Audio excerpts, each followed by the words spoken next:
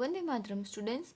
Last video में हमने अंग्रेज़ों ने यहाँ पे कौन कौन से सुधारे किए, कौन कौन सी चीज़ों की शुरुआत की, उसके बारे में देखा।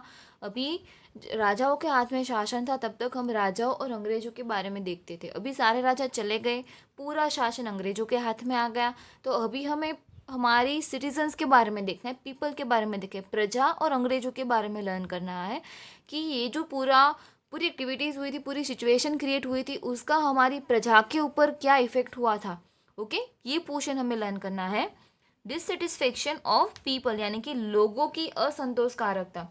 ओके हमारे प्रजाओं के बीच में जो असंतोष था उसके बारे में लर्न करना है।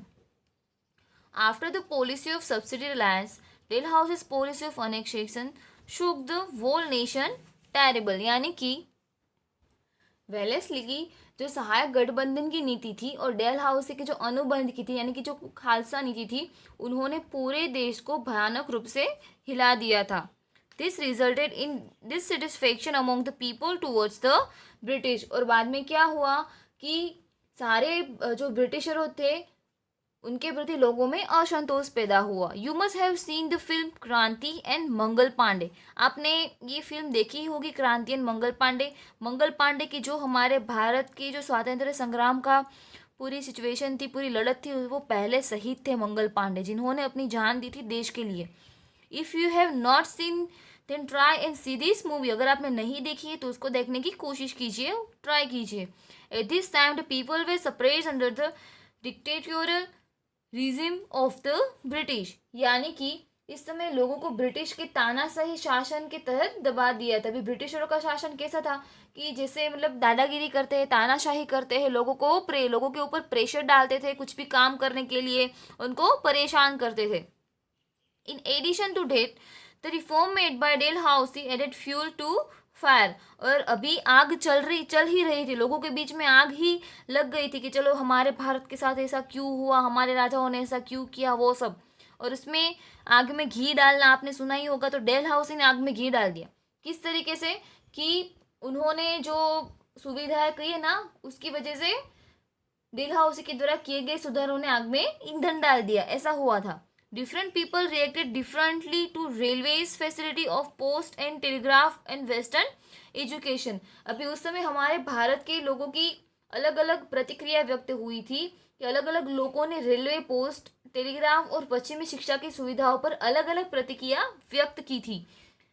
Orthodox people felt that the British wanted to destroy their culture. अभी जो रूढ़िवादी लोग थे, ऑर्थोडॉक्स यानी कि रूढ़िवादी थे, जो पुराने जमाने के थे, उन्होंने क्या सोचा था कि अंग्रेजों जो है वो हमारी संस्कृति को नष्ट करना चाहते थे।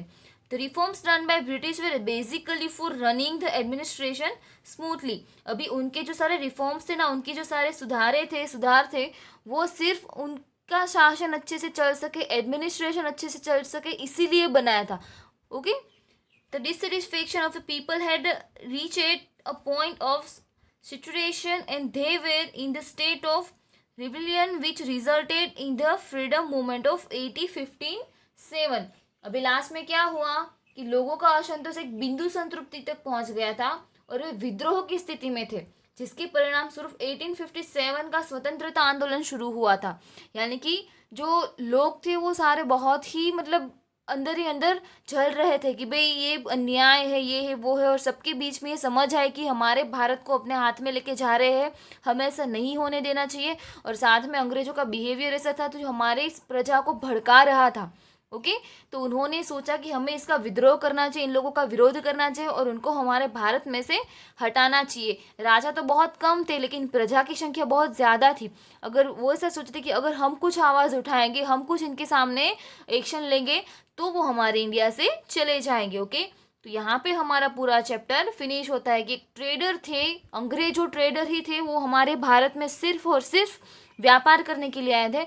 और वो एक महासत्ता कैसे बनी उसकी पूरी जर्नी है जो हमें शॉर्ट में यहाँ पे स्टोरी के हिसाब से दी है। और इसमें सबसे ज़्यादा हाथ दो पॉलिसी का है, सब्सिडियरी पॉलिसी, सहायकारी गठबंधन और अनेक्सेशन पॉलिसी, अनुबंध की पॉलिसी यानी कि खालसा नीति, वेलेस्ली एंड डेल हाउसी अभी सब्सिडी पॉलिसी शुरू करने वाले गवर्नर जनरल थे वेलेस्ली, और जो डेल हाउसी थे वो थे अनेक्सेशन पॉलिसी को शुरू करने वाले। और साथ में डेल हाउसी ने बहुत अच्छा काम, अभी हम कह सकते बहुत अच्छा काम किया था हमारे भारत में। एक तो पहले तो रेलवे शुरू करवाई थी 1853 में, और उसके बाद 1857 में हमारे यहाँ पे 3 यूनिवर्सिटीज एस्टैब्लिश की थी जिसका उपयोग हमारे भारत के लोग भी करते थे।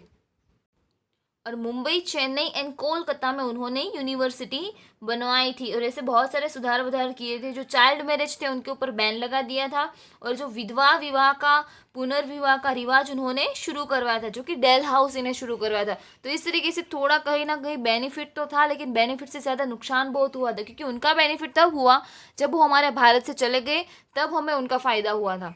ओके, तो आगे हमें एक्सरसाइज कंप्लीट करनी है, जो हम नेक्स्ट वीडियो में कंप्लीट करेंगे। तब तक आपको ये पूरा चैप्टर अच्छे से समझना है और लर्न कर लेना है, और साथ में एक्सरसाइज में कुछ क्वेश्चन आंसर ही है।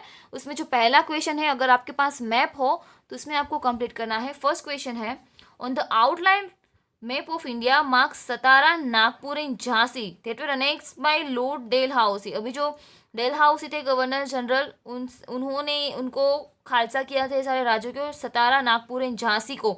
तो इंडिया के मैप में उसको मार्क करना है, उसको दिखाना है कि सतारा, नागपुर और झांसी कहाँ आए हैं।